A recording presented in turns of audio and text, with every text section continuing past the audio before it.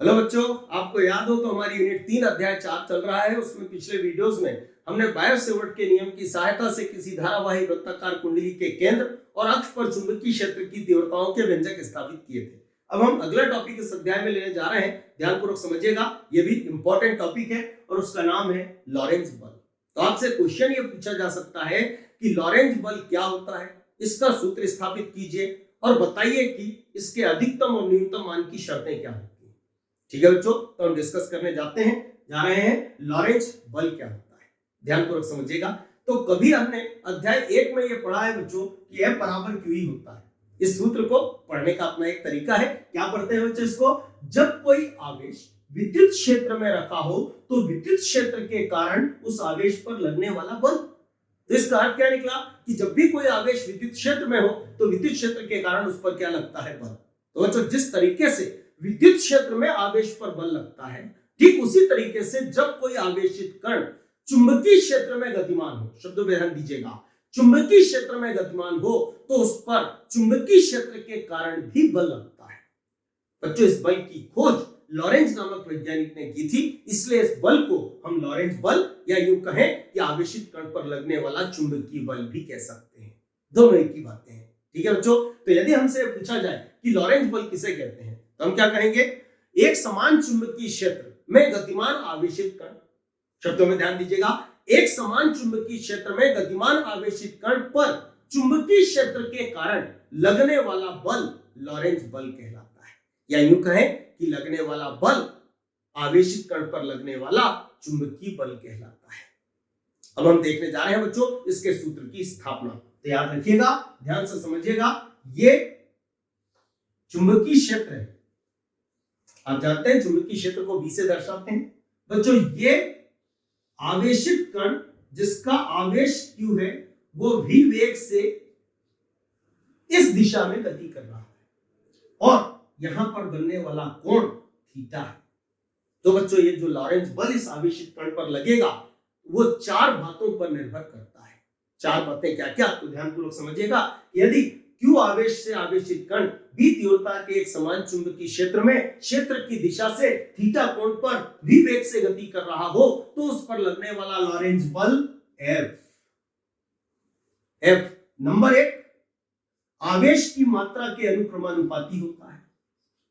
इसका मतलब क्या निकला कि आवेश की मात्रा जितनी अधिक बल उतना अधिक लगेगा और आवेश की मात्रा जितनी कम बल उतना कम लगेगा।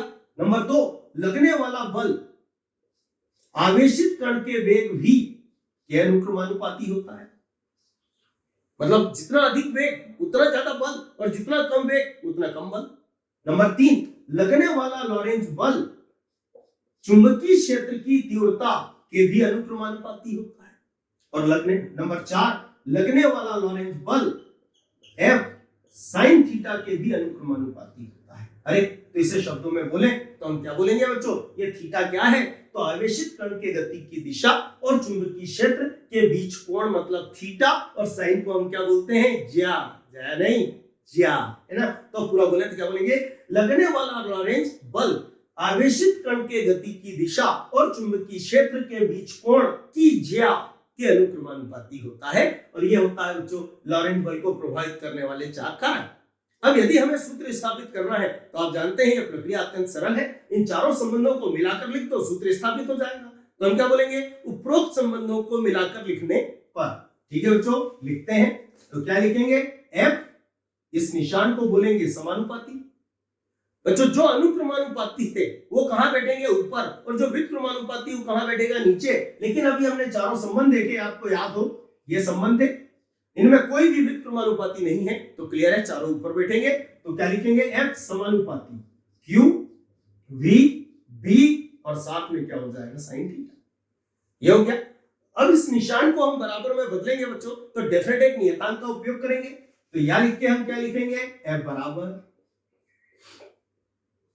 नियतांक बच्चों हमने क्या लिया कि साथ में क्या आएगा? Q V B और क्या हो जाएगा? sin theta.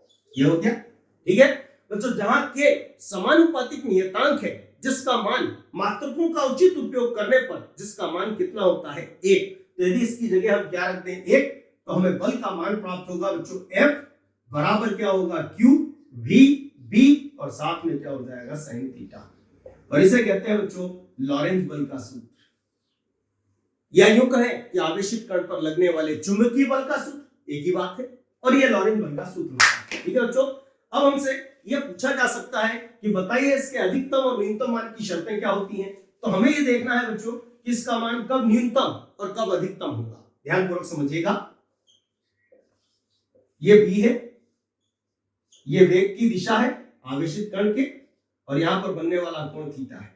बच्चों हम देखने जा रहे हैं कि लॉरेंज बल का अधिकतम और न्यूनतम मान कितना होता है। तो पहले हम बात करते हैं न्यूनतम मान की। तो याद रखिएगा बच्चों, बल कोई सा भी हो उसका न्यूनतम मान 0 होता है, तो डेफिनेट इसका भी मान 0 होगा।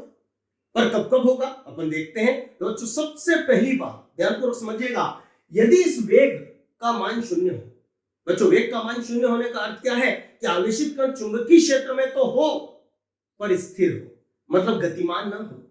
और यदि गतिमान ना हो तो वेग 0, और जब वेग 0 तो जैसे ही हम यहाँ 0 रखेंगे वो इन सब अड़ोसी पड़ोसी को ले डूबेगा, तो बल का मान भी क्या हो जाएगा 0। तो याद रखिएगा बच्चों कि बल का लॉरेंज बल का न्यूनतम मान 0 निम्न दो स्थितियों में संभव है। नंबर 1, आवेशित कण चुंबकीय क्षेत्र में स्थिर हो। बच्चों स्थिर हो अर्थात वेग 0 हो, बराबर है। और नंबर 2, आवेशित कण चुंबकीय क्षेत्र में बच्चों गति तो कर रहा हो, लेकिन कैसे। तो देखना, यदि ये इस दिशा में गति ना करके ये इस दिशा में गति करने लग जाए, अरे तो ये तो चुंबकीय क्षेत्र के अनुदिश गति कर रहा है। और यदि ये चुंबकीय क्षेत्र के अनुदिश या दिशा के समांतर गति करेगा तो डेफिनेटली एक कोण 0 हो जाएगा।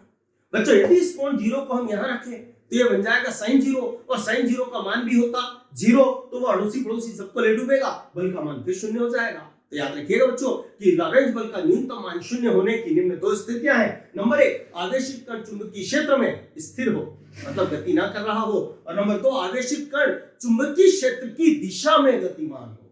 दिशा में गतिमान हो अर्थात थीटा का मान कितना हो 0। बच्चों ये लॉरेंज बल का न्यूनतम मान 0 होने की दो स्थितियां हैं।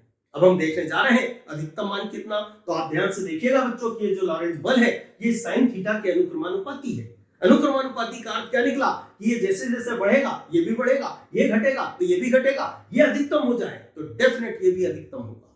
बच्चों साइन का अधिकतम मान आप जानते हैं 1 होता है, तो जैसे ही हम यहाँ पर 1 रखेंगे तो बाकी बचेगा क्यू भी, ये लॉरेंज बल का अधिकतम मान होता है। लेकिन बच्चों प्रश्न उठता है कि साइन थीटा का मान 1 कब।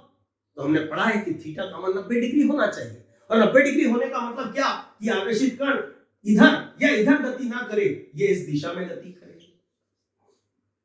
ये इधर गति करे। तो यहां पर बनने वाला कोण बच्चों ये जो थीटा है ये डेफिनेटली इतना हो जाएगा।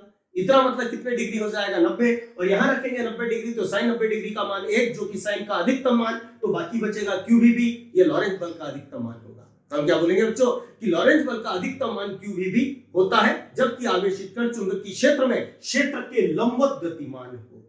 ठीक है बच्चों, और ये लॉरेंज बल की अधिकतम और न्यूनतम मान की शर्तें होती हैं। ठीक है बच्चों, तो अगला टॉपिक हम अब अगले वीडियो में समझेंगे। आज इसमें इतना ही रखते हैं, इसको आप और ध्यानपूर्वक समझिएगा और निश्चित रूप से आपके समझ में आएगा। ठीक है बच्चों।